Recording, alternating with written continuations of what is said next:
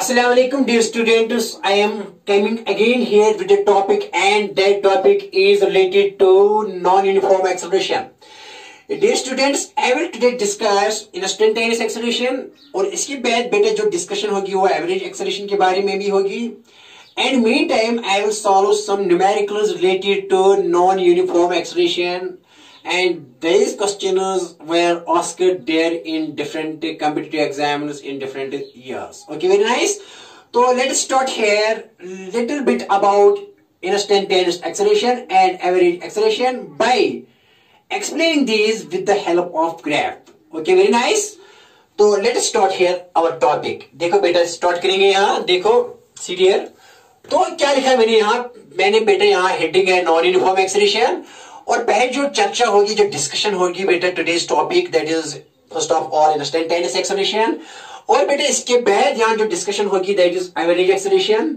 But I will explain this. I have dear students, I have already told you about this in my previous lecture. But today I will discuss this in terms of graph again. But I will do some numericals so as to have clarity about instantaneous acceleration and average acceleration.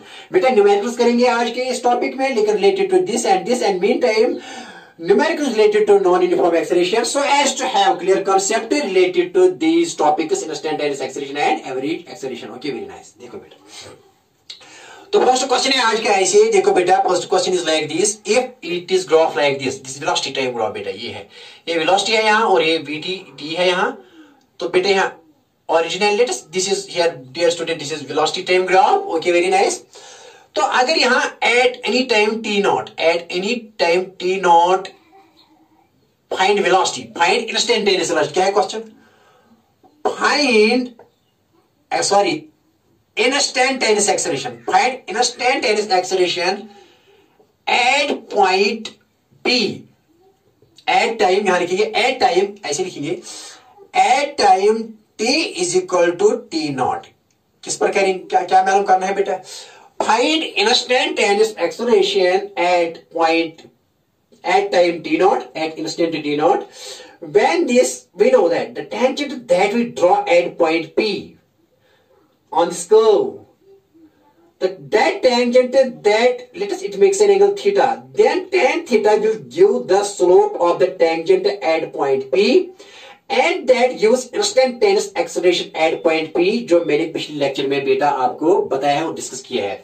तो यहाँ numerical करेंगे तो numerical से आपका बिल्कुल clear concept हो जाएगा. देखो बेटा find a instantaneous at t is equal to, कहां बेटा? At t is equal to t naught. ठीक है ना, ये है question. At t is equal to t naught, that is ये मालूम करना है. दैट इज ये ए इंस्टेंटेनियस कहां पर? एड किस पर? t is equal to t naught पर. ये मालूम करो एड कहां पर? At t is equal to t naught पर. तो बेटा यहाँ ये दिया गया है, this is given, graph is given. If अगर ये it is given this makes this tangent makes here an angle theta. तो क्या मालूम करेंगे? सोल्यूशन क्या रहेगा बेटा? इसका सोल्यूशन आसान तरीके से इसका सोल्यूशन क्या करोगे आप बेटा सीधे करोगे. एक क्वेश्चन ये है. ओके, दो क्वेश्चन बनाएंगे बेटा यहाँ. दो क्वेश्चन, एक ये है तो दूसरा क्वेश्चन ये है. यहाँ जीरो टाइम, यहाँ zero t is equal to zero. दूसरा क्वेश्चन यहीं पर. Find A instantaneous if this is this. Find A instantaneous at time t is equal to t naught. यहाँ पर एक क्वेश्चन ये और that means बेटा A instantaneous किस पर मालूम करना है? t is equal to t naught. ये मालूम करना है. दूसरा क्वेश्चन, यहाँ दूसरा क्वेश्चन बेटा. ये फर्स्ट पार्ट है क्वेश्चन का बेटा, ये दूसरा पार्ट है. Find A average acceleration. लेकिन ये इंटरवल के लिए from t is equal to 0 to t is equal to t naught. ये है क्वेश्चन. लेट दिस, ये है पॉइंट p बेटा, ये है टाइम t जो है ना. एवरेज एक्सेलरेशन क्या होती है? Average acceleration is the slope of the line that is joining from t is equal to 0 to t is equal to t naught. The angle that it forms with time x. ये भी given है, it is given बेटा, ये given है. Okay, ये given है question. This is here velocity, this is t. ये भी गिवन है at t is equal to 0. Here it is origin. At time t is equal to t naught. Here point p पर ये t naught है. और ये tangent that at point p we draw that tangent makes an angle theta with the time axis. और ये भी दिया गया है from t is equal to 0 to t is equal to t naught, जो लाइन हम ज्वाइन करते हैं फ्रॉम o टू p, ये लाइन क्या एंगल बनाती है इसके साथ भाई, ये भी गिवन है। और हमें क्या मालूम करना है, हमें this graph is given, graph is given, ये ग्राफ गिवन है। इफ, ये मैंने लिखा if, then find, if this is question, then हमको क्या मालूम करना है, then find a instantaneous at t is equal to t naught, ये पहला क्वेश्चन।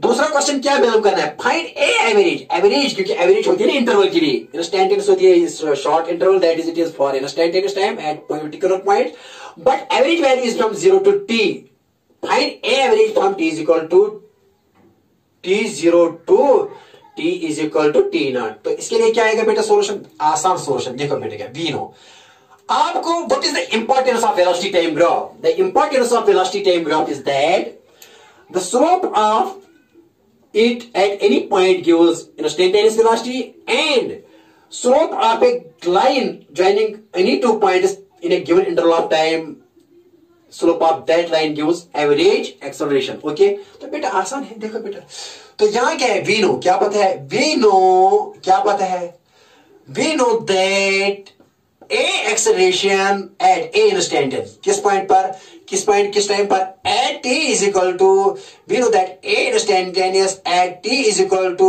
t naught, ये किसके बात है, is equal to slope of किसका, स्लोप ऑफ टेंजेंट, यहां लिखो p, p क्यों लिखो, यहां कुछ और लिखो, p क्यों लिखो, slope of tangent, slope of tangent at point p, slope of tangent p क्यों, स्लोप ऑफ टेंजेंट p क्यों एट पॉइंट p, ये देगा, क्या देगा बेटा, it will give us a instantaneous at t is equal to t naught. तो बेटा आसान हो गया ना हमारा काम, करेंगे साहब, हाँ सर कर लो साहब, कोई प्रॉब्लम नहीं। देयरफॉर बेटा हम ये लिखेंगे यहां ए इंस्टेंटेनियस किसकी बात आएगी, ए इंस्टेंटेनियस, सीधे देखो स्लोप किसकी बात है, tan theta, the slope of tangent at point p is given by the tan theta that it makes with x axis, time axis, तो tan थीटा हो गया हमारा।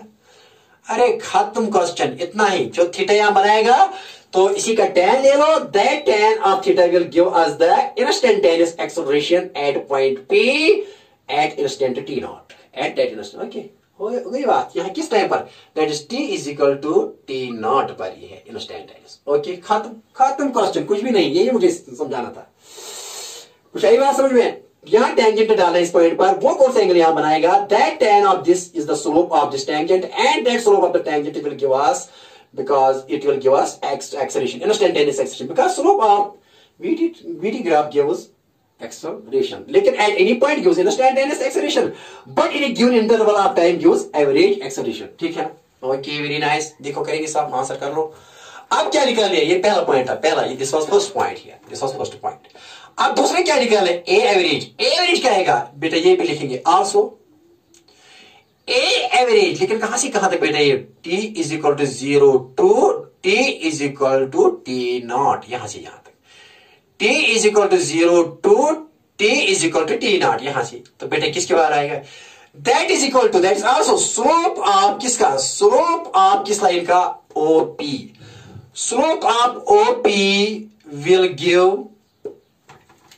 will give here बेटा क्या देगा, will give average acceleration, कहां से कहां तक, 0 to t not, slope of OP will give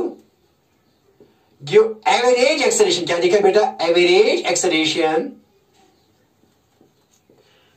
will give average acceleration, a average कहां से कहां तक, from t is equal to 0 to t is equal to t not, ठीक है ना।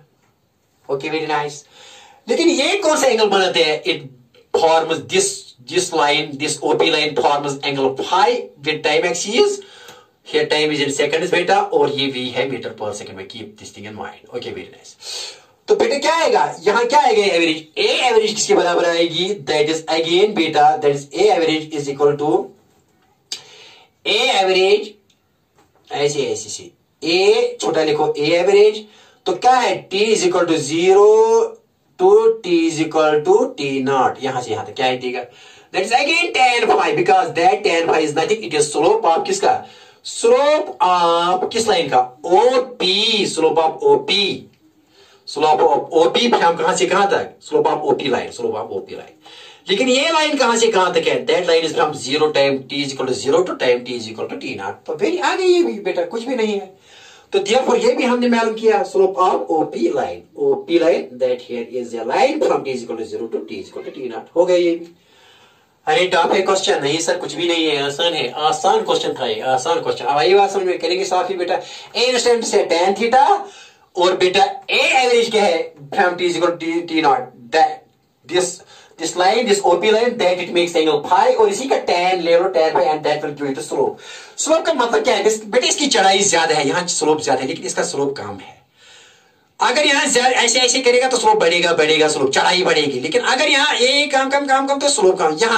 यहाँ स्लोप ज्यादा है, यहाँ स्लोप, यहाँ ये दिखाएंगे। चलो देखो बेटा यहाँ लिखा आपने, हाँ देखो बेटा क्या है, सी तो यहाँ क्या आएगा बेटा, ए एवरेज, ये सेकंड पॉइंट का answer, a average is equal to किसके बराबर, स्लोप ऑफ पी के, वो किसके बराबर, tan फाई, tan फाई, इतना ही याद रखें। लेकिन ये कहां से कहां तक है, it was at t is equal to t naught, लेकिन ये t is equal to 0 to कहां से, t is equal to t naught तक ए एवरेज, ये याद रखो, it is tan phi here.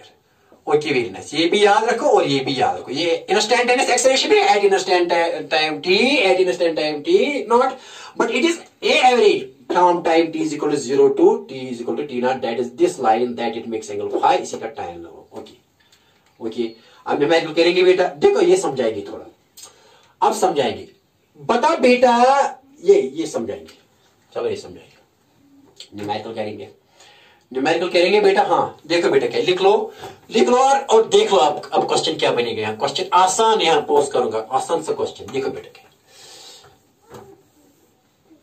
Question यहाँ करेंगे, क्वेश्चन नंबर 2, लेकिन related to first, given graph, क्या ग्राफ दिया गया है, गिवन ग्राफ, क्या ग्राफ है बेटा, ये it is given here, here it is v and dear students it is t, okay, this is origin o, तो बेटा ऐसी करो है, ऐसे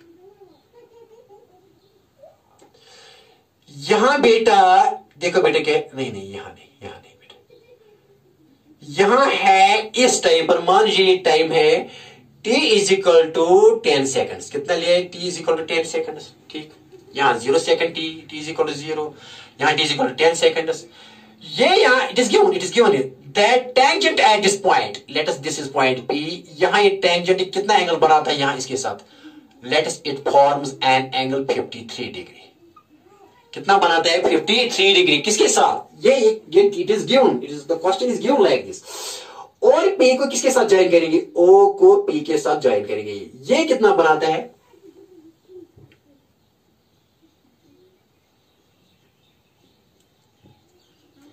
here this forms an angle of 37 degree, ठीक है ना, क्या बेटे लिखा मैंने यहां, ओके वेरी नाइस, ये question it is given graph, और इसी ग्राफ पे क्या करो, फाइंड, ये गिवन है, फाइंड क्या करना है, पहला ए इंस्टेंटेनियस, लेकिन कहां, किस पर, t is equal to 5 second पर, कहां पर, t is equal to 5 second, एक क्वेश्चन ये है, बिल्कुल पहला वाला क्वेश्चन, लेकिन न्यूमेरिकल दूंगा और न्यूमेरिकल से क्लैरिटी आ जाएगी।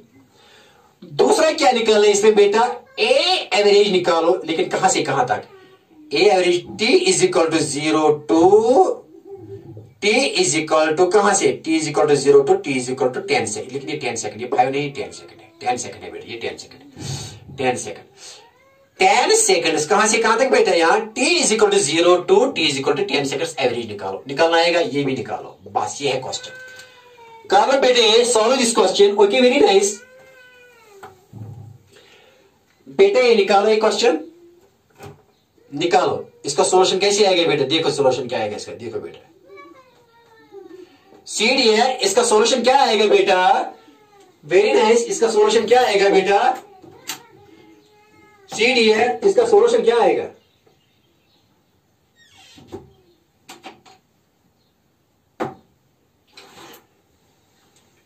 Very nice, it is very easy dear students, कोई प्रॉब्लम नहीं, देखो बताओ, बहुत आसान, वी नो, क्या पता है आपको, वी नो हमको पता है कि slope of tangent at point P gives instantaneous acceleration at time t is equal to t naught, because point P पर टाइम कितना है 10 सेकंड्स। तो वी नो क्या पता है, दैट क्या पता है, that acceleration a instantaneous at किस पर, at t is equal to 10 second पर कितना है, ये टेंजेंट कितना एंगल बनाता है विद टाइम एक्सिस के साथ, इसी का tan ले लो, tan 53 हो गया। अरे आसान, खत्म क्वेश्चन, खत्म।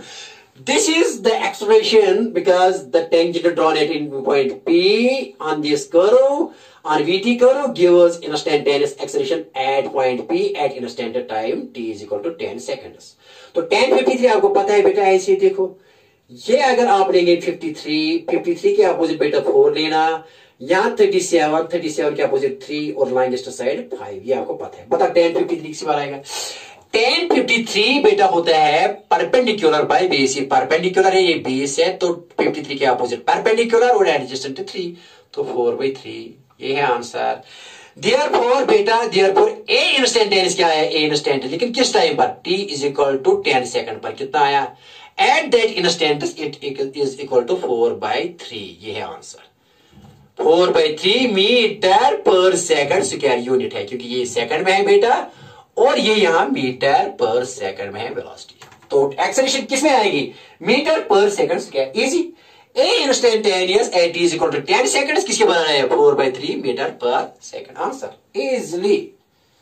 लेकिन ये ट्रायंगल भी आना चाहिए, ब्यूटीफुल ट्रायंगल, मैंने पहले भी कहा था, इससे पहले भी कहा है कि ये इस ट्रायंगल को टिप ऑफ द टंग याद रखो। ओके, आपके निकालना है, अब एवरेज निकालनी है, अब एवरेज किसकी बार आएगी, ये निकालना है, दूसरा पॉइंट बताओ दूसरा क्या आएगा, यहां लिखेंगे बेटा, बता ए एवरेज किसकी बार आएगी, ये एवरेज, दूसरा पॉइंट ए एवरेज सॉल्यूशन किसके बार आएगा, दैट इज फ्रॉम यहां से t is equal to 0 to t is equal to 10 seconds, कितना आएगा, दैट इज tan phi, ये है, ये थीटा था, मान लीजिए ये फाई है, ये tan phi कितना है बेटा, tan is equal to tan 37 degree, and that is the slope of this OP line from t is equal to 0 to t naught, that will give average velocity, sorry, average acceleration from t is equal to 0 to t is equal to t naught। तो ये किसके बाद tan 37, तो बेटा आपको पता है कि क्या लिखेंगे, ये एवरेज, therefore a एवरेज किसके बराबर आएगी, tan 37 किसके बात है, यहाँ ट्रायंगल बनाएंगे tan 37 का, यहाँ बेटा 37 के अपोजिट कितना होता है 3,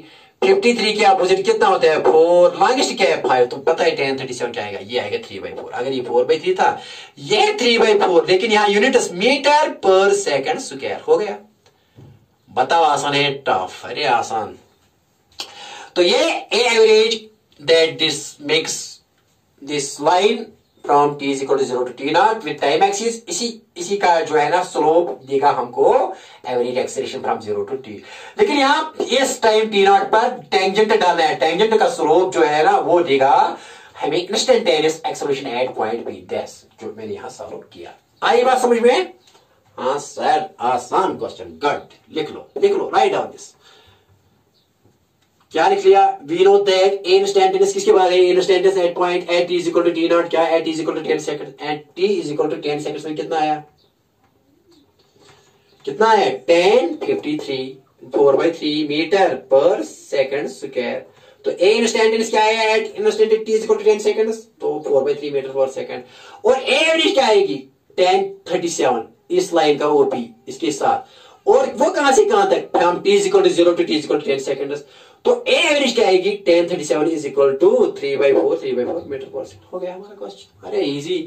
ये इंपॉर्टेंस क्या है, what is importance of VT graph, the importance of VT graph is that the slope of it at any point on the curve gives instantaneous velocity, but the slope between two points, that line connected between two points that it makes with the theta with the time axis, the tangent of that will give us the slope of that line, and average acceleration between these times t is equal to 0 to t is equal to any time t। Okay very nice, t not. Okay I बात समझ में, हाँ sir I बात, कोशिश करेंगे साफ कर लो साफ। क्या है, जैसे कि यूनिफॉर्म है, नॉन यूनिफॉर्म है, जैसे कि यूनिफॉर्म में बेटा ऐसे बनता है, अगर ये v है ये t है, ये लाइन क्या बनाएगी v थीटा इसके साथ, तो इसी का tan थीटा जो है ना tan वो देगी vt एक्सेलरेशन देगी, तो ये एक्सेलरेशन थी। So acceleration is nothing, it is the slope of VT graph. ये लाइन, ये क्या होता है slope of that is tan theta, the line that this line makes with the the angle that it makes with the time axis, और इसी का tan low and that slope of this line will give us acceleration। लेकिन ये uniform के लिए, लेकिन ये है नॉन यूनिफॉर्म के लिए, क्योंकि मेरा क्वेश्चन यूनिफॉर्म नहीं है, मेरा क्वेश्चन इस वक्त नॉन यूनिफॉर्म के लिए है। ठीक, देखो बेटा, देखो अब मुझे बताइए यहाँ बेटा, यहाँ बताओगे, देखो बेटा, ये तो हमने मैंने कंप्लीट किया क्वेश्चन। देखो बेटा यहाँ, अब यहाँ थोड़ा, अगर यहाँ ऐसी है, बताओ इस पॉइंट पर ये P है, ये Q है, ये R है, यहां वेलोसिटी, यहां T, this in second, this in metre पर सेकेंड। बताओ यहां ओरिजिन, बताओ P पॉइंट पर ज्यादा इस टाइम पर, मान लीजिए T is equal to 2 second, this is T is equal to 3 second, this is T is equal to यहां ये T is equal to 4 second. बताएं एक्सेलरेशन कहां ज्यादा है, कहां ज्यादा है। आप यहां टेंजेंट डालेंगे तो ये कितना एंगल बनाएगा, ये तो इसी का जो है ना tangent, that will give the slope and slope of will give us the instantaneous acceleration. और यहां पर डालिए एक टेंजेंट, ये देखो बेटा ये कम है angle, this θ1 is less than θ2 and θ2 is less than बेटा θ3। तो बेटे क्या आएगा, हाँ देखो बेटा किस पॉइंट पर ज्यादा है, बताइए कहां पर ज्यादा है, बताओ स्लोप कहां पर ज्यादा है। इफ अगर ये है स्लोप कहां पर ज्यादा है, देखो बेटा यहां लिखेंगे instantaneous acceleration at point P will be greater than acceleration at point Q, instantaneous acceleration will be greater than acceleration at point R, because acceleration here is increasing. Why? Because slope is increasing, देखो बेटा क्यों। AP किसके बराबर है, that is tan theta, that the tangent at this point that makes it tan θ1 is greater than tan θ2 is greater than tan θ3, tan खत्म तो क्या बेटा, θ1 here is greater than θ2 is greater than θ3। when theta increases the value of tan increases, when value of tan increases acceleration increases, so AP is greater than AQ and AQ is greater than AR। ये है, ये बात समझ। इसका मतलब क्या है कि यहां एक्सेलरेशन इंक्रीज हो रही है, डिक्रीज, यहां एक्सेलरेशन इंक्रीज हो रही है, क्या हो रही है, acceleration here is, acceleration is increasing, acceleration क्या हो रही है, इंक्रीजिंग। कहां से कहां तक बेटा, from P to Q, R from 0 to R, because ये करो, अगर कहीं भी आप यहां करो देखिए तो इसमें एक्सेलरेशन इज इंक्रीजिंग, क्योंकि slope at any point, slope of the tangent at any point gives instantaneous acceleration. यहां ये ज्यादा एंगल बनाता है, छोटा एंगल बनाता है, यहां इससे ज्यादा बनाता है, ये इससे ज्यादा बनाता है, तो यहां पर जो एक्सेलरेशन यहां ज्यादा, यहां कम, यहां सबसे कम, बिकॉज tan थीटा, ये मैंने कहा कि slope of VT graph at any instant of time T gives acceleration. ठीक है ना, आई बात समझ में।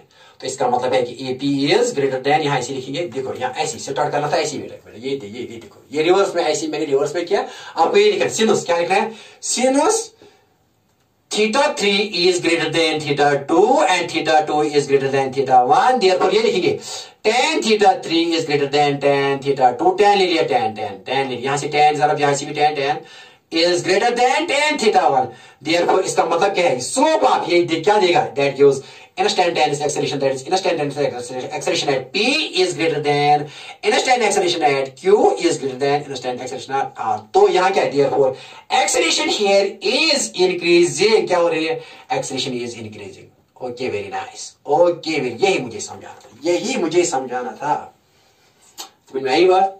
हाँ सर, अब साफ करेंगे बेटा, हाँ कर लो सर। देखो बेटा, अब अगर कहीं ग्राफ ये है, देखो बेटा ग्राफ ये है, देखो बेटा ग्राफ ये है, अगर मैंने यहां वेलोसिटी ले ली, यहां बेटा यहां वेलोसिटी, यहां T, तो मैंने ग्राफ ऐसे ले लिया।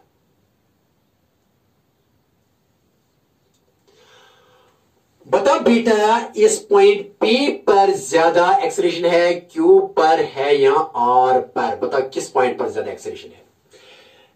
आपको पता होना चाहिए बेटा, क्या पता होना चाहिए, बता क्या पता होना चाहिए। ये एक्स एक्सिस है, ये does not mean that time is negative, ये मैंने ले लिया for sake of kind, otherwise time axis is always positive.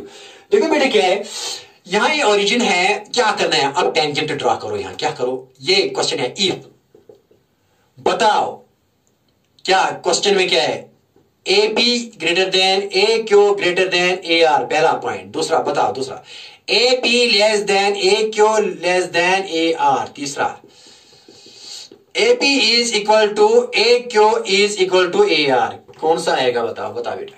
पहले में क्या था इंक्रीजिंग, लेकिन दूसरे में डिक्रीजिंग है। क्यों? यहां ज्यादा होगा, देखो बेटा क्यों। The angle that this tangent, यहाँ टेंजेंट डालो, ये ऐसी बेटा, यहाँ टेंजेंट डाल दे और ये कौन सा एंगल बना, ये थीटा बनाए, सपोज इट इज थीटा 1। अब यहाँ पर क्या बेटा, टेंजेंट बना लो, ये कौन सा एंगल बनाएगा यहाँ पर, ये मान लो ये थीटा 2, और यहाँ पर ये बेटा यहाँ दूर दूर दूर तो ये थीटा 3। बताओ तो थीटा 1 यहाँ आंसर क्या आएगा, theta 1 is greater then theta 2 is greater then theta 3। इसका मतलब क्या है, tan theta 1 is greater than tan theta 2, क्योंकि tan का वैल्यू इंक्रीज हो रहा है from 0 to 90। tan theta 1 is greater than tan theta 2 is greater than tan theta 3। तो इसका मतलब क्या है, दैट इज A, ये क्या है यहां, this is here P, therefore AP is greater than AR is greater than AQ and AQ is greater than AR। तो एक्सेलेरेशन यहाँ क्या है, यहाँ डिक्रीज हो रही है, क्योंकि सबसे ज्यादा यहाँ ऐसे कम, यहाँ ऐसे कम।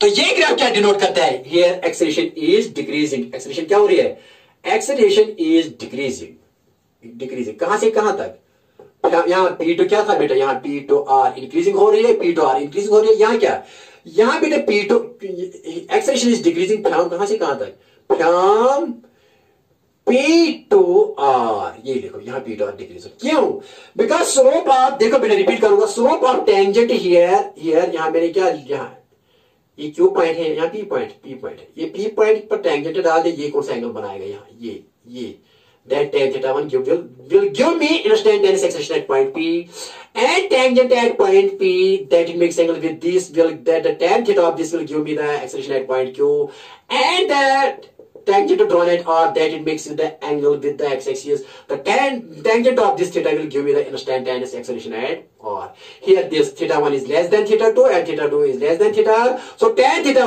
3 is less than tan theta 2 is less than tan theta, यहाँ ग्रेटर देन बेटा, यहाँ लिखेंगे tan theta 1 is greater than tan theta 2 tan theta 3।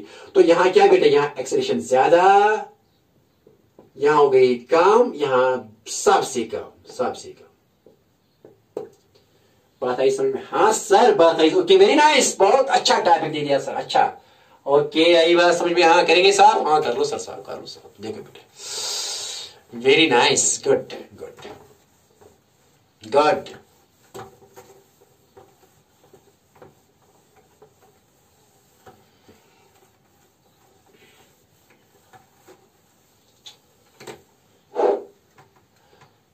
Good and good. Now I will solve some numericals related to non-uniform acceleration. Numericals. Now बेटा आप क्या करेंगे? Numericals related to non-uniform acceleration. Related to non-uniform acceleration. Okay, very nice, dear students. See there. देखो बेटे क्या है? क्या है यहाँ लिखा मैंने?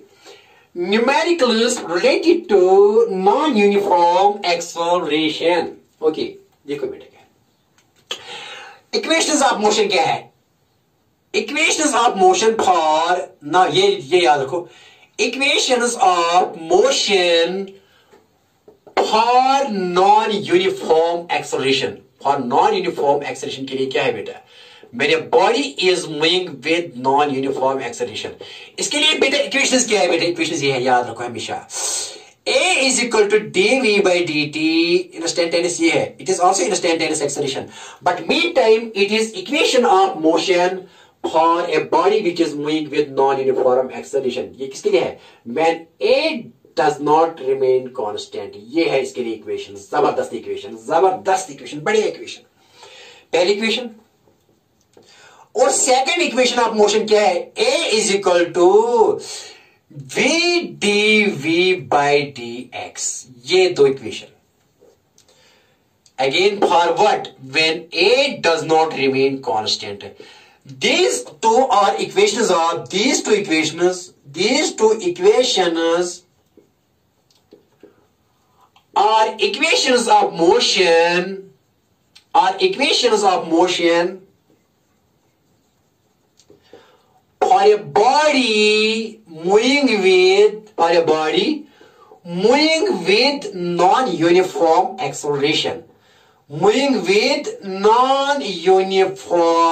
acceleration, किसके लिए बेटा, किसके लिए, बताओ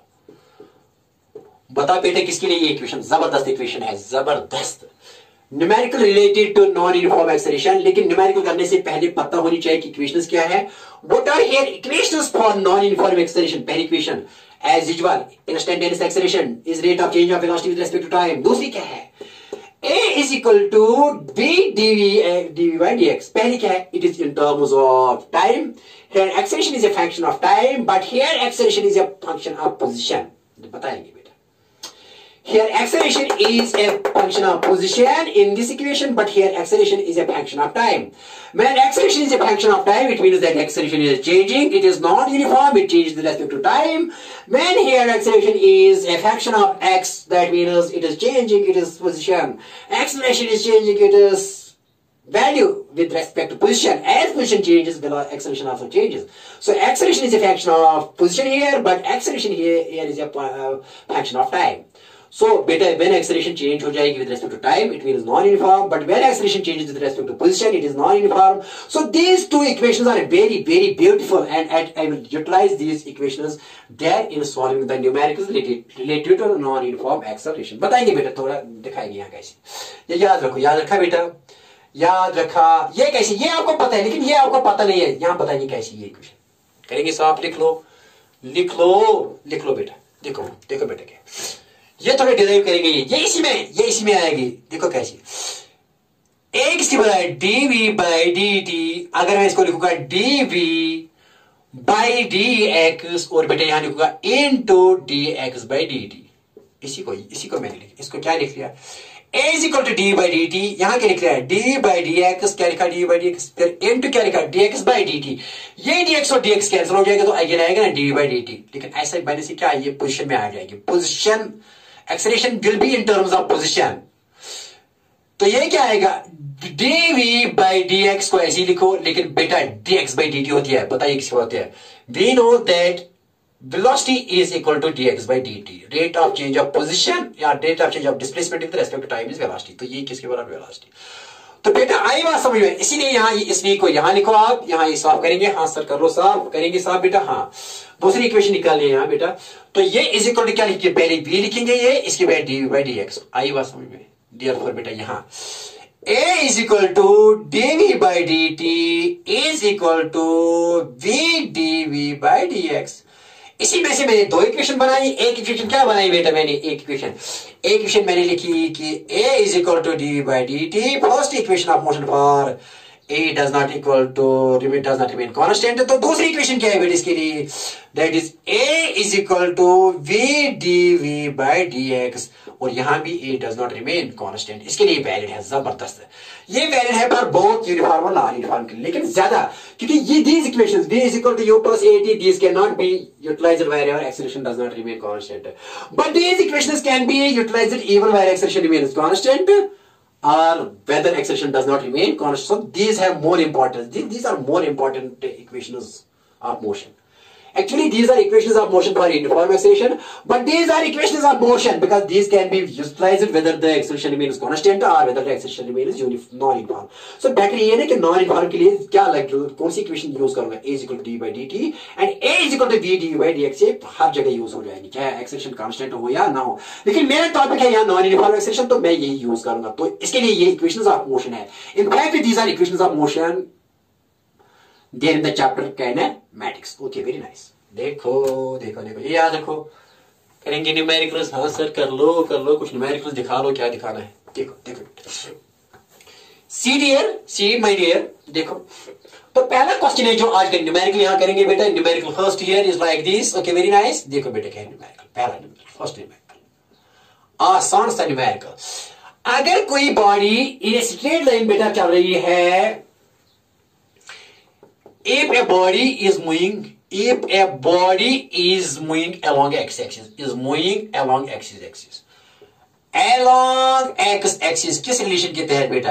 that is x is equal to t cube 3t square minus 3t square minus t cube. ये है क्वेश्चन, ठीक है ना? If a body is moving along x-axis किस रिलेशन के तहत बेटा?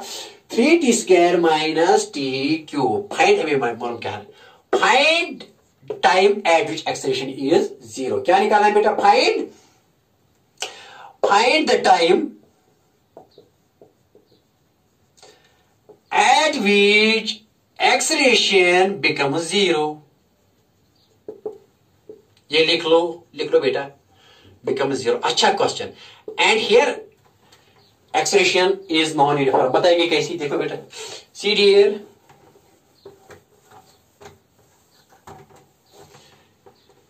तो सोल्यूशन इस क्वेश्चन का कैसे करेंगे? सोल्यूशन बता बेटा, क्या करेंगे, क्या निकालना है?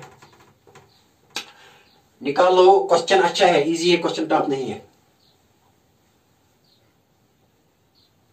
देखो बेटा क्या है, since it is given that, ऐसे कि एक गाड़ी चल रही है अलोंग एक्स एक्सिस, किस रिलेशन के तहत? X is equal to 3t² minus t³, ऐसी चल रही है। So x here is a function of time, and according to this relation, the body is traveling along x axis.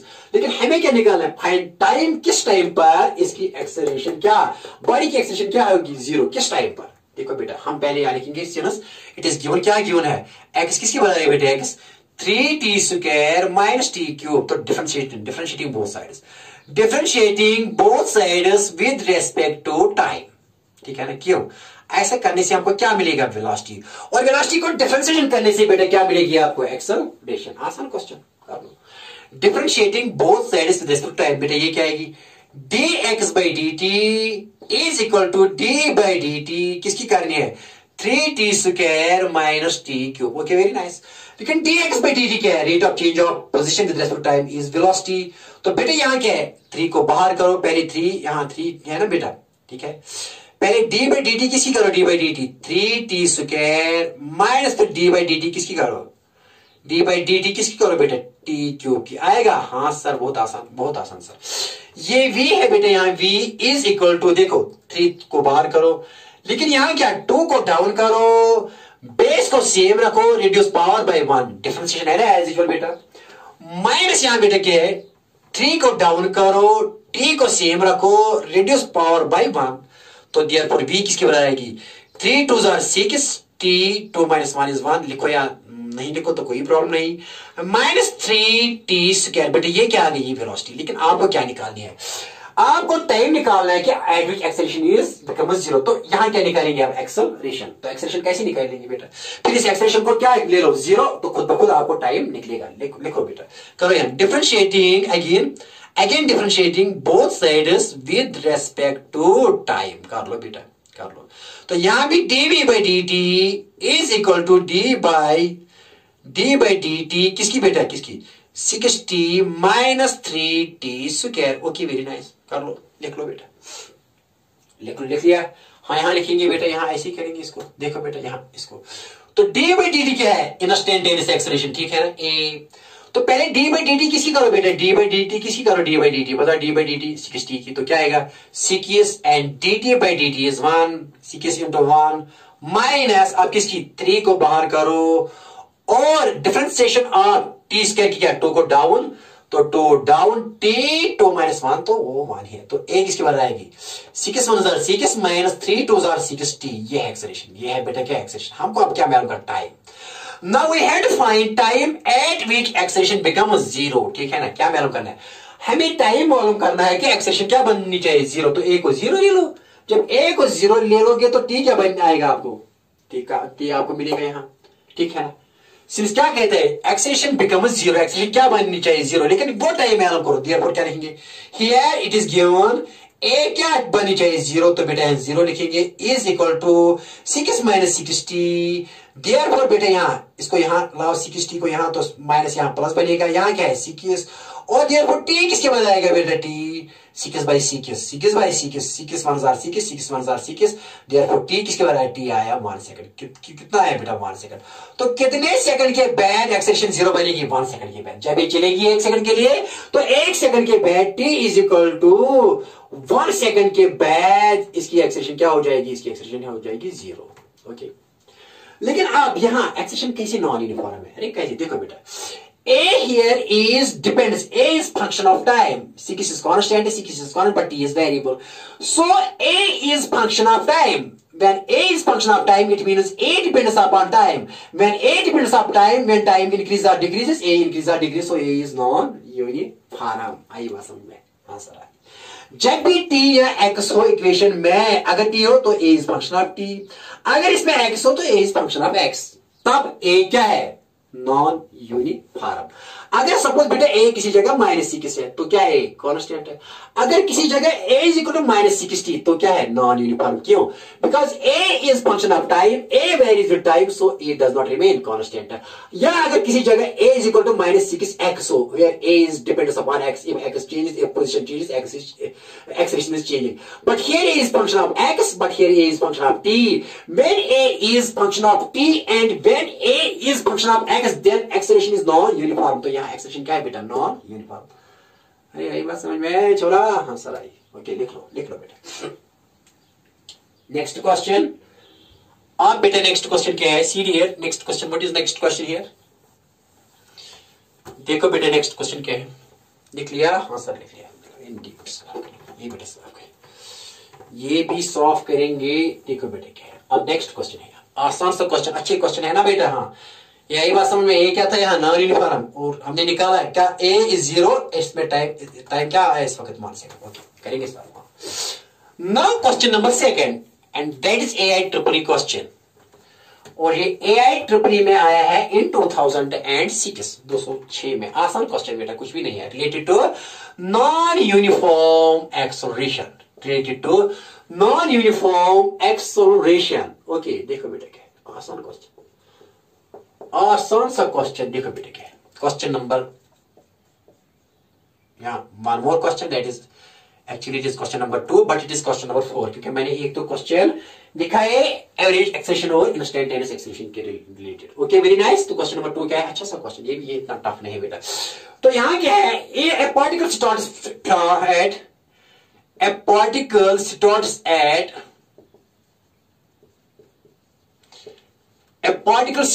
at x is equal to 0 and t is equal to 0, ऐसे start हुआ। That is x is equal to 0 and t is equal to 0, तो it starts from origin, ऐसे start हो रहा है। ठीक है ना?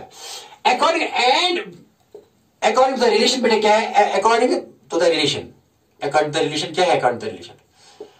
According to the relation, क्योंकि ये EEE का क्वेश्चन है। अच्छा क्वेश्चन, आसान क्वेश्चन, कुछ भी नहीं है। According to the relation v is equal to v, यहाँ v is a function of alpha root x. According to the relation v is equal to x, find relation between x and t. यहाँ क्या है? find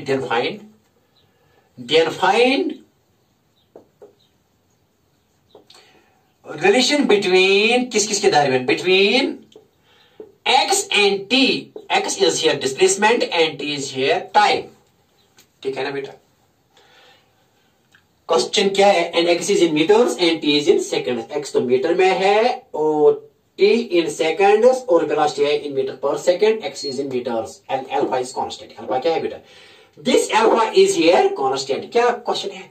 अरे क्या बेटा? ए particle starts eight किस पर? यहाँ दिखाएंगे बेटा, थोड़ा सोल्यूशन इसका भी करेंगे और दिखाएंगे भी। आसान क्वेश्चन, कुछ भी नहीं है। देखो, a particle starts at x is equal to 0 and t is equal to 0, ऐसे जा रहे हैं। ठीक है ना? along x axis की तरफ with non-uniform acceleration. It is again question from non-uniform acceleration, so we cannot use here v is equal to u plus at, s is equal to ut plus 1 half at square, v is equal to u plus at, v square minus u square is equal to s, वो हम नहीं use कर, सिर्फ use कर सकते हैं either we can use a is equal to u by dt or a is equal to v du by dx। वो यहाँ खुद ब खुद पता चलता है। देखो बेटा क्या, तो यहाँ लेकिन ये चलता है this according to the relation, लेकिन velocity क्या है? velocity किस relation? velocity is equal to alpha root x, when x is displacement and v is velocity and alpha is a constant। alpha क्या है बेटा? constant। any problem? okay, हमें relation क्या है? then find relation between x and t। हमें किस के दरमियान relation निकालनी है? x और displacement और time के दरमियान क्या निकालनी है relation? देखो बेटा, अब यहाँ एक क्वेश्चन लिखेंगे, sinus क्या दिया गया? v किसके बारे में? Alpha root x। देखो बेटा, v वेलोसिटी किसके बारे में? हमको पता है कि it is dx by dt, हमेशा याद रखो velocity dx by dt। Okay, instantaneous velocity is equal to rate of change of displacement with respect to time is equal to बेटा यहाँ किसके बारे? Alpha root x। Okay very nice. तो देखो बेटा क्या है यहाँ dx, यहाँ x dx की तरफ लाओ और अल्फा यहाँ dt यहाँ लाओ। क्यों? जब भी इंटीग्रेशन करनी होगी ना बेटा, जब भी डिफरेंशिएट यहाँ इंटीग्रेशन सेपरेशन करने, इसको कहते हैं सेपरेशन ऑफ वेरिएबल। देखो बेटा क्या है, dx की तरफ यहाँ रूट एक्स वही ले लो क्योंकि यू कैन डिफरेंशिएट और इंटीग्रेट इट, एंड अल्फा यहाँ dt ले लो। देखो बेटा क्या कर लो, यहाँ देखो क्या कर लो dx ऐसी लिखो, लेकिन डिवाइड में क्या करो, root x is equal to alpha, लेकिन dt को यहाँ ले लो तो ये ऊपर जाएगा, यहाँ ऊपर वाला नीचे जाएगा, लेकिन यहाँ नीचे वाला ऊपर जाएगा। Okay very nice. अब यहां साफ करेंगे, हासिल कर लो साफ, कोई प्रॉब्लम नहीं। देखो बेटा क्या है, सी नाउ यहां करेंगे क्वेश्चन। तो बेटे क्या है यहाँ, ऐसे ना इंटीग्रेटिंग बोथ साइड्स, क्यों, क्योंकि ये dx में है, यहां भी इंटीग्रेटिंग यहां क्या करो, लिखो बेटा इंटीग्रेटिंग बोथ साइड्स, यहां भी इंटीग्रेशन, यहां भी करो इंटीग्रेशन। तो बेटा यहां क्या है, इंटीग्रेशन ऐसी, integration of dx under root x is equal to integration of alpha dt, ठीक है ना। Integration of dx divide by under root x is equal to integration of alpha dt। Okay very nice. देखो बेटा क्या, अब क्या करेंगे यहाँ, देखो बेटा क्या करेंगे, अब इस रूट एक्स को ऊपर ले लो, बहुत आसान। तो x बाई 1/2 है, लेकिन जब ऊपर जाएगा तो इंटीग्रेशन क्या आएगा बेटा, ये actually dx divide bye x raise power 1/2 है ना, रूट x किसी बात है बेटा, x raise power 1/2 is equal to integration of alpha dt।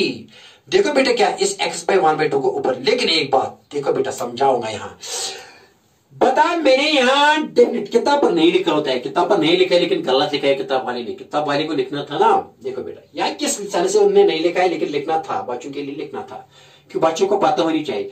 यहाँ प्लस ही जोरी लिखना है, बता ये डेफिनेट इंटीग्रल है इंडेफिनेट, सर ये इंडेफिनेट है हम नहीं जानते हैं, तो प्लस ही लगा प्लस ही, क्योंकि कहीं सी का वैल्यू आता है तो न्यूमेरिकल गलत हो जाते हैं, लेकिन कहीं सी का वैल्यू 0 आता है, यहाँ सी का वैल्यू 0 आता है, लेकिन इट डज नॉट मीन कि हर क्वेश्चन में सी का वैल्यू क्या आएगा 0, because constant may be 2, 3, 4, 5 etc. So ये indefinite इंटीग्रल यहाँ जरूरी प्लस ही लगाना है, लेकिन किताब वाले ने नहीं लिखा है ना, लिखना था, क्योंकि कहीं सी का वैल्यू जरूरी नहीं है कि यहाँ 0 आता है, लेकिन जरूरी नहीं है कि हर साथ हर लम्हा और हर क्वेश्चन में सी का वैल्यू क्या है 0 आए। देखो बेटा तो यहाँ क्या आएगा, ठीक, तो प्लस ही लिखा है इंडेफिनिट इंटीग्रल, क्योंकि यहाँ ये इंडेफिनिट है, we don't know exactly this value.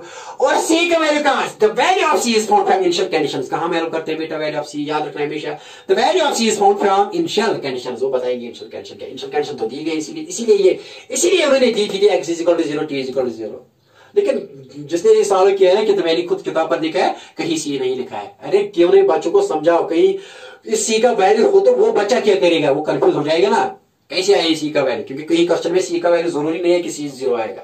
Okay very nice. तो बेटा देखो क्या यहाँ इंटीग्रेशन ऐसे x 1/2 को ऊपर भेजो तो -1/2, बेटा यहाँ dx is equal to integration of alpha dt plus C, इसकी देखो equation number first. Okay very nice, करेंगे साहब, हाँ सर कर लो ये साफ, ये लिख लिया, हाँ लिख लिया। ओके वेरी नाइस, देखो बेटा क्या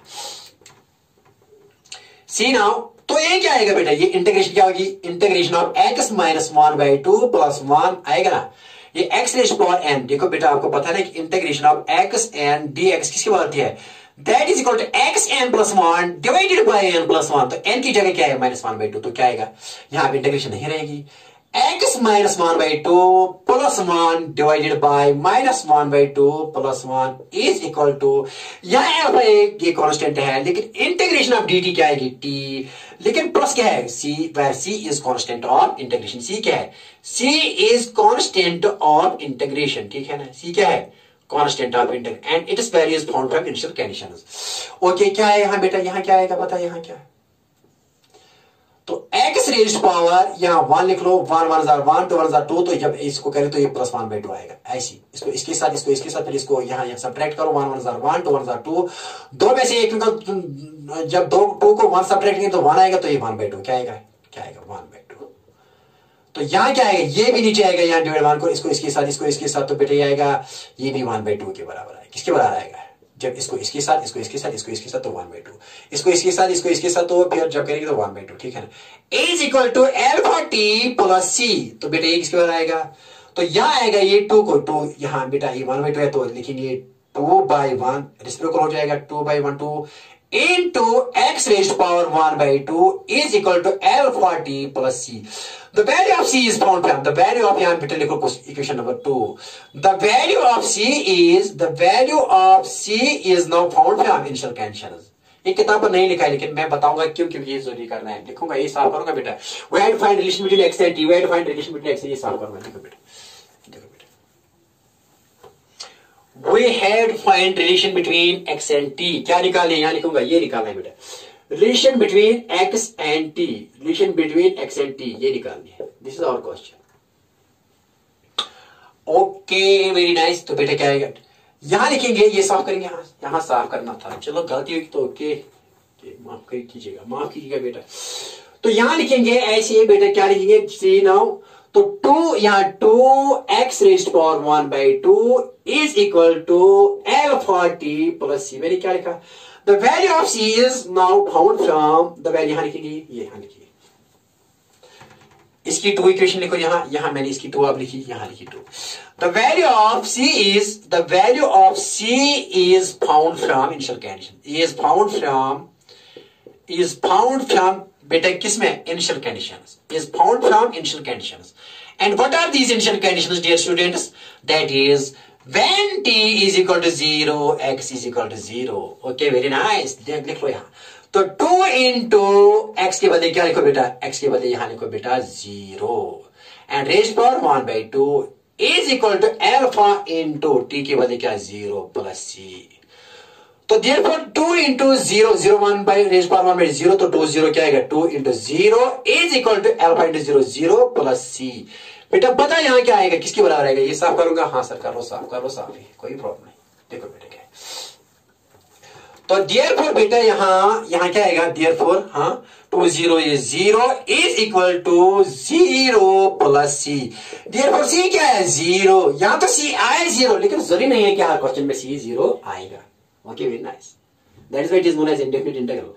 देखो बेटे क्या है? आप यहाँ क्या therefore लिखेंगे 2x substitute now. Substitute again. Substitute this c in. Substitute the value of c in किसमें डालो? Of c in equation 2. किसमें डालो बेटा? equation 2. तो c क्या 0 बनेगा? तो therefore ये क्या बनेगी equation 2? 2x raised to power 1 by 2 is equal to alpha t plus c के बदले बेटा क्या लिखो यहाँ 0. तो बेटा क्या है actual equation? 2x raised to power 1 by 2 is equal to alpha t. ये रिलेशन आ गई. तो यहां लिखेंगे बेटे 2x raised to power 1 by 2 is equal to alpha t. लेकिन हमें रिलेशन क्या लिखा? x and t के दरमियान. तो हो गई. Now we are very close to the answer of the question. we can देखो बेटे क्या लिखी? x raised to power 1 by 2 is equal to ये यहां डिवाइड हो जाएगा alpha t. ये यहां डिवाइड हो जाएगा. तो आप क्या करेंगे? Squaring both sides. क्या करो बेटा? स्क्वायरिंग बोथ साइड्स करने से क्या स्क्वायर एंड रूट क्या हो जाएगा? कैंसिल कर लो. तो हमारी रिलेशन आएगी. क्या आएगी हमारी रिलेशन? करेंगे साफ? हाँ सर कर लो सर कोई प्रॉब्लम नहीं. देखो बेटे क्या लिखा है यहाँ? Squaring both sides. तो यहाँ क्या x1 by 2 स्क्वायर is equal to alpha t by 2 का होल स्क्वायर. मैंने यहाँ भी स्क्वायरिंग की यहाँ भी स्क्वायरिंग लेकिन ये और ये कैंसिल. तो यहाँ क्या है? x is equal to alpha square t का भी square 2 2s are 4. तो what is this? This is relation between displacement and time where alpha and 4 are constants. So बेटा ये क्या है? This is क्या बेटा ये? This is relationship between किसके दरमियान? This is relationship between x and t, that is displacement and time. Okay. Very nice. ये क्वेश्चन आया था जेई 2005 में. किसमें आया था? AIEEE 2005. क्योंकि पहले जेई का नाम था AIEEE 2005 में आया. आसान क्वेश्चन कुछ भी नहीं था. लेकिन यहां जानना जरूरी है कि सी का वैल्यू 0 नहीं होता है. किताब वाले ने डायरेक्ट सी का वैल्यू ही नहीं दिया है. कहीं सी का वैल्यू कहीं नहीं नजर आ रहा है. अरे सी लिखना था ना ये इंडिपेंडेंट इंटीग्रल. क्या पता है कि सी का वैल्यू कहीं 0 के बजाय कुछ और आता तो यहाँ हमारा क्वेश्चन कुछ और बनता. Okay very nice. लेकिन यहाँ हमारी सी कैसे मालूम करना होता है? C is found from initial point t is equal to 0, x is equal to 0, 2 into 0, 2 into 0 raised to power 1 by 2 is equal to alpha into 0 plus c. 2 into 0 is equal to 0. तो c यहाँ 0 आ गया. तो वापस दे दो इसी question में. ये तरीका है कि न्यूमेरिकल करने का. तो यहाँ आएगी ये इक्वेशन आई फिर x2 यहाँ लिखा ना बेटा ये यहाँ 0. तो यही रिलेशन जो मैंने यहाँ लिखी थी. Okay very nice. यहाँ लिखी थी. ये लिखिए 2x1/2 is equal to l/2। ये सी क्या लिखा था बेटा 0, सी का वैल्यू 0। तो ये है, लेकिन किताब वाले ने कहीं सी ही नहीं लिखा है। कुछ न्यूमेरिकल जो 8 वहां सी का वैल्यू था। तो कुछ बच्चे जो बच्चे अच्छे तरीके से नहीं जानते हैं ना मैथमेटिक्स, इनका कुछ भी नहीं वहां मिलता। मामूली एरर होता है ना, कुछ भी नहीं होता है, सब कुछ इनको पता होता है, लेकिन थोड़ा फंडा की कमी होती है। तो फंडा की कमी होने से सारा का सारा क्वेश्चन बिगड़ जाता है। करेंगे साहब। Okay very nice, good luck to you students. Okay very nice.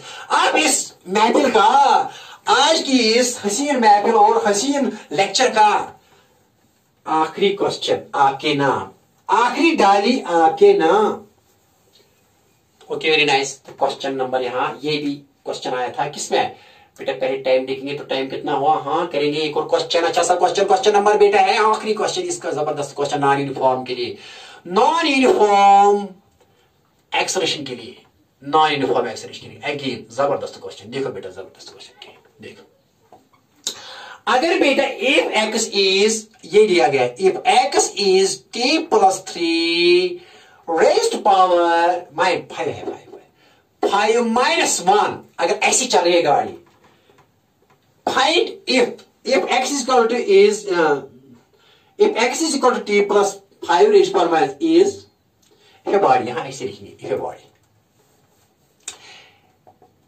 if a body moves along x-axis, किस रिलेशन के तहत बेटा, अकॉर्डिंग टू द रिलेशन क्या है बेटा, अकॉर्डिंग टू क्या है, according to x is equal to t+5 raised power -1। इस रिलेशन के तहत एक बॉडी जा रही है बेटा along x-axis।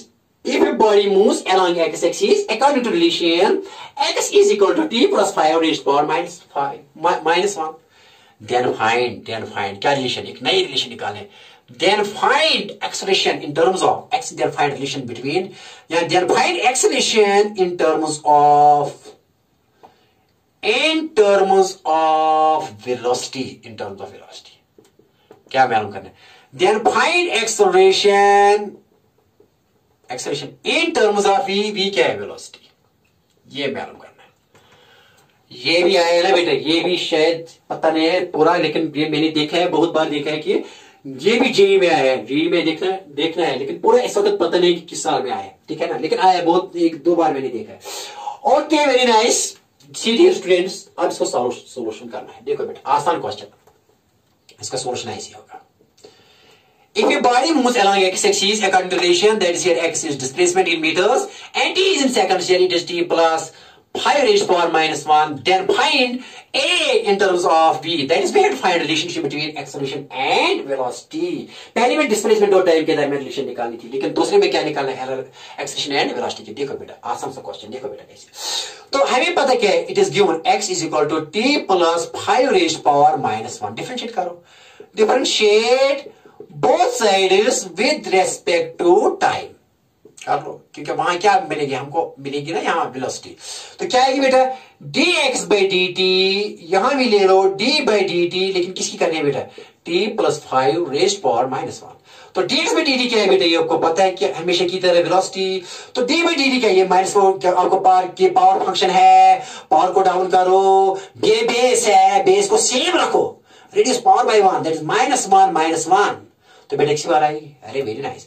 v is equal to -1 t+5 raised power -1 -2। आई बात समझ में, हाँ सर।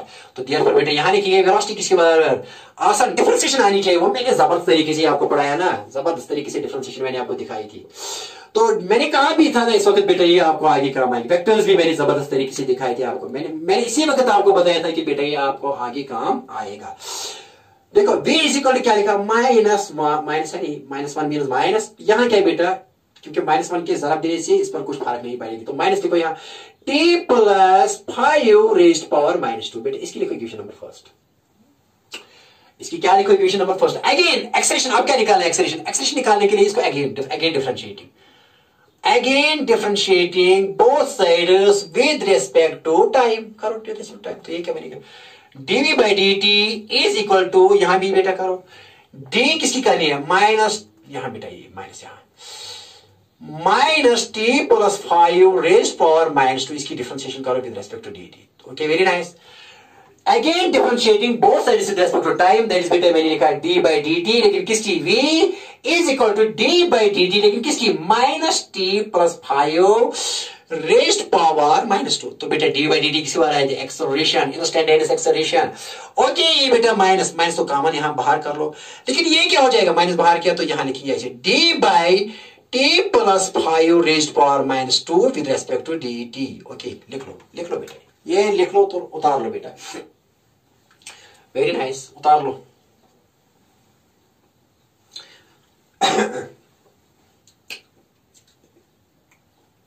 तो करेंगे साहब, हाँ सर कर लो ये साहब. Okay, very nice. देखो बेटा क्या सीरियल, लेकिन ये याद रखो जबरदस्ती, क्योंकि ये भी काम आएगा. ठीक है ना, ये याद रखो यहाँ. तो यहां क्या आएगा बेटा, ठीक है ना. तो a किसके बराबर, ये है, करो a is equal to here, a is equal to differentiation. तो 2 को डाउन करो, -2 को डाउन करो यहाँ, हाँ इज इक्वल टू, ये अपना है माइनस, अपना माइनस है ना, यहाँ इसका है ये माइनस. अब इस -2 को बेटा क्या करो, यहाँ जरा -2 को डाउन करो, बेस को सेम रखो, रिड्यूस पावर बाय मान -2 -1 जो आम की तरह as usual, a is equal to -2 क्या +2, t प्लस 5 रेज्ड पावर -2 बेटा किसके बराबर -3. और बेटा इसकी लिखो इक्वेशन नंबर सेकंड. क्या लिखो, सेकंड. अब ये निकालनी रिलेशन बेटा, क्यों देखो, आप रिलेशन निकालनी है acceleration in terms of velocity. ये निकालना है acceleration in terms of velocity. ये है क्वेश्चन. ये वेलोसिटी है और ये एक्सेलरेशन है. देखो बेटा क्या करेंगे, अरे कुछ इसे कि इसका राइट हैंड और इसका राइट हैंड कुछ सेम आना चाहिए. कुछ ऐसा करो कि इसका राइट हैंड और इसका राइट हैंड क्या आना चाहिए, सेम आना चाहिए बेटा. ठीक है ना. देखो बेटा क्या करेंगे, तो यहां ऐसे लिखेंगे, यहां 3 से जरब देंगे बेटा, 3 2 6, और यहां 2 से जरब देंगे, 2 3 6, तो तभी ये सेम आएगा. तो क्या करेंगे बोथ साइड्स बेटा, क्या करेंगे, यहां ऐसे लिखेंगे. देखो फर्स्ट इक्वेशन क्या है, यहां भी लिखेंगे फर्स्ट इक्वेशन ऐसे, -t प्लस 5 रेज्ड पावर -2. और बेटा ये क्या acceleration here is 2 into t plus 5 raised power -3. देखो बेटा क्या है, यहां मैं ऐसे लिखूंगा, इसको ऐसे, ये -v यहां लिखूंगा -v. ठीक है ना, -v लिखा यहां के is equal t plus 5 raised power -2.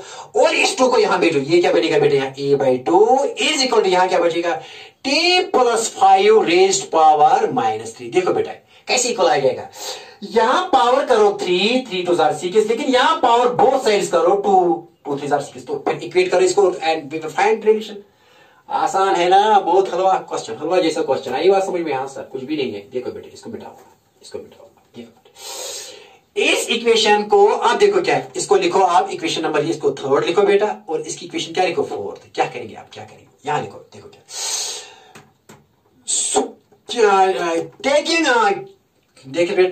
क्या cubic equation third and squaring equation third fourth. क्या करेंगे बेटा, यहां इस इक्वेशन को क्या करो, यहां इसको क्यूबिंग करो. क्या करो, क्यूबिंग बोथ साइड्स. लेकिन यहां क्या करो, इसको बेटा इसको क्या करो, स्क्वायरिंग बोथ साइड्स. क्यों बेटा, क्योंकि स्क्वायरिंग करने से 2 3 6, लेकिन क्यूबिंग करने से क्या आएगा, 3 2 6, तो ये सेम आएगा राइट साइड. तो इसको इक्वेट करेंगे फिर बाद में. कुछ नहीं, यही बात समझ में, आसान सा क्वेश्चन, हलवा जैसा क्वेश्चन बेटा. देखो बेटा क्या क्या करो, क्यूबिंग बेस है, तो क्यूबिंग से क्या बनेगा, क्यूबिंग बोथ साइड से क्या बनेगी, इक्वेशन बताओ बेटा क्या बनेगी. ये बनेगी माइनस, तो -v क्यूब माइनस, क्योंकि -v अगर तीन बार हम ज़ारब करेंगे -v क्यूब बेटा, ये आएगा -v into -v that is minus and plus that is -v cube, इसीलिए लिखा -v क्यूब. ठीक है ना, is equal to t plus 5 raised power cubing. जब क्यूबिंग करेंगे इसको बेटा यहां लिखिए, चलो यहां लिखिए. ओके, ये लिखा, करेंगे साफ करेंगे बेटा. ये लिखा आपने, v इसके बराबर था तो मैंने माइनस यहां लिख लिया, माइनस से बोथ साइड, यहां माइनस तो ये माइनस पे प्लस बनेगा. माइनस मैंने यहां लिया, या माइनस से मल्टीप्लाई बोथ साइड करो, तो ये माइनस, ये क्या बनेगा प्लस, ये माइनस ये प्लस. ठीक है ना, यहां मैंने क्या किया, डिवाइड, ये 2 यहां डिवाइड हो जाएगा, यहां a/2 इज इक्वल टू क्या लिखा बेटा, t प्लस 5 रेज्ड पावर -3. ठीक है, ये थर्ड इक्वेशन, ये फोर्थ. लेकिन आप किसको क्या करो, क्यूबिंग बोथ साइड्स, क्यूबिंग, क्योंकि क्यूबिंग से ये बनेगा 6, ये बनेगा 6, तो इक्वेट करेंगे फिर. ठीक है ना, कर लो, करेंगे साहब, हाँ सर कर लो साहब करेंगे बेटा. हाँ देखो बेटा क्या, आप देखो तमाशा, जब इसको क्यूबिंग बोथ साइड्स करेंगे तो ये क्या बनेगा, minus v cube is equal to t plus 5 minus 2 का होल क्यूब। क्यूब किया, अब किसको क्यूब किया बेटा, किसको क्यूब किया, यहां इसको स्क्वायर किया, दूसरी फोर्थ को क्या किया, स्क्वायर, तो ये क्या बनेगी, let's it is fifth equation. यहां इसको बेटा क्या लिखो, फिफ्थ इक्वेशन। तो इसको क्या करें, स्क्वायर, ये क्या बनेगा, a/2 का whole square is equal to t plus 5 raised power -3, इसका भी बेटा क्या यहां करो, स्क्वायरिंग। तीसरी का क्यूबिंग किया, लेकिन चौथी का स्क्वायरिंग किया बोथ साइड्स, तो यहां भी क्यूब, यहां भी क्यूब, इस इक्वेशन को यहां भी स्क्वायर, यहां भी स्क्वायर, इस इक्वेशन को, तो क्या बनेगी, बताइए क्या बनेगी बेटा। जब माइनस वी को तीन minus v into minus v into minus v, क्या बनेगा बेटा, minus minus plus, plus minus minus, तो ये माइनस वी क्यूब क्या बनेगा, तो मैं लिखूंगा minus v cube is equal to t plus 5 when power, when there is power on power, when power is power, तो इनका मल्टीप्लाई हो जाता है, 3 2 आर 6, तो माइनस 6 लिखेंगे। यहां ये इक्वेशन क्या है, ये तो 6 इक्वेशन थी, ये 6 इक्वेशन थी बेटा, ये क्या बनेगी, ये क्या बनेगी बेटा, यहां स्क्वायर, तो ये a स्क्वायर 2 का square 2 2 are 4 is equal to, यहां पावर पर पावर क्या आएगा बेटा, t plus 5 raised power -6। Okay बेटा, इसके लिखो इक्वेशन नंबर 7 और इसके लिखो इक्वेशन नंबर 8। ओके, ये करेंगे, साफ कर लो सर, साफ हमने लिख लिया। Okay, very nice. देखो बेटा आप क्या करेंगे, डिवाइडिंग, क्योंकि डिवाइडिंग से ये खत्म, ये हो जाएगा और हमको रिलेशन मिलेगी b और a के दरमियान। डिवाइडिंग 8 बाई, किससे करेंगे, 8 बाई 7, तो क्या आएगा, देखो पहले a square by 4 dividing by minus v cube, बड़ा बटा है, is equal to t plus 5 raised power -6 divide by t plus 5 raised power -6, ये और ये कैंसिल, तो बता बेटा क्या आएगा, यहाँ 1, क्योंकि 1 1, ठीक है ना, तो यहां लिखेंगे बेटा, ऐसे लिखेंगे a स्क्वायर बाई 4, ये है डिवाइड 1, तो ये क्या बनेगा, into 1 by minus v cube is equal to, यहां क्या 1 बाई 1 आया यहाँ, ठीक है ना। तो बेटा ये क्या आएगी, यहां ये a स्क्वायर 1 हजार, a square divide by 4 into minus v cube -4v cube, किसके बराबर बेटा, ये आया 1 के बराबर। बताओ बेटा x के बराबर आएगी, यहां ऐसे ऐसे लिखेंगे, जब डिवाइड 1 करो, इसको इसके साथ और इसको इसके साथ जरा दे दो बेटा, तो a स्क्वायर 1 हजार, a square is equal to -4 into b cube, इसके साथ जरा दो तो -4v क्यूब, ये रिलेशन किस किसके दरमियान आई बेटा, this is the relationship between acceleration and velocity.